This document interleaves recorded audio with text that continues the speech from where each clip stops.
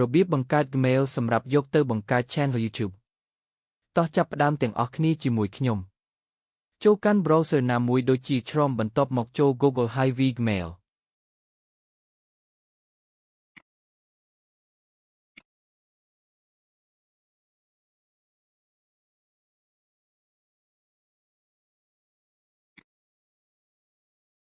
នេះជា account ដែលរបស់ខ្ញុំដែលបានបង្កើតរួចទើបវាចេញបែបនេះដើម្បីបង្កើតថ្មីសូមចុចត្រង់នេះ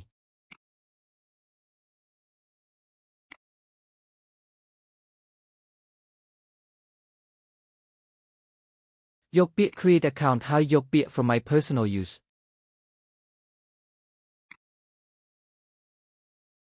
បំពេញឈ្មោះរបស់អ្នកឲ្យបានត្រឹមត្រូវនឹងថ្ងៃខែឆ្នាំដែលអ្នកពេញចិត្តមិនចាំបាច់ដាក់ពិតក៏បាន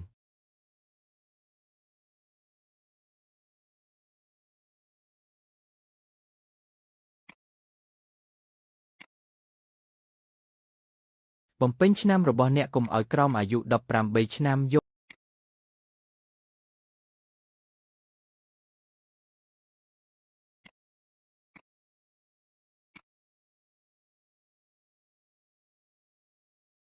កaccount ណាមួយអ្នកពេញចិត្តឬបង្កើតដោយផ្ទាល់របស់អ្នក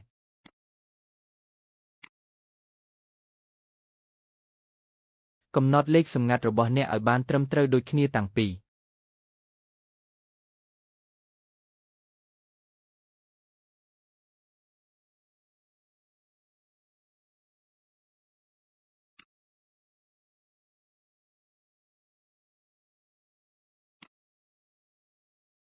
ដាក់លេខទូរស័ព្ទតរបស់អ្នកបញ្ជាក់លេខណាដែលបានយកមកបង្កើតហើយមិនអាចបង្កើតបានទេ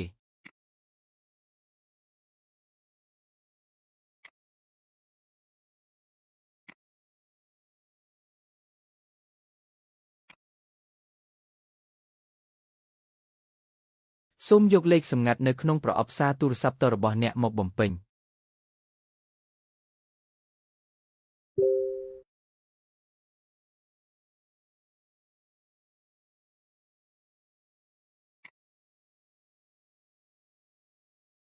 ចុច skip ហើយ next ហើយ I agree វាបង្ហាញមាន account របស់អ្នករួចរាល់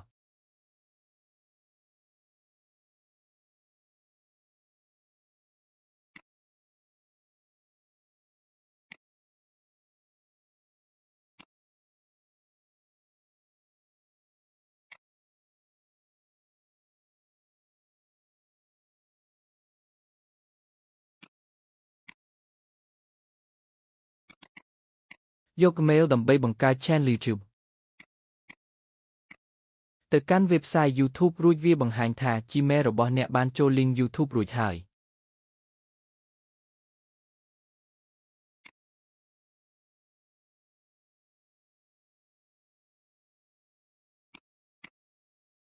ជំហានបន្ទាប់គឺទាញយក channel ថ្មី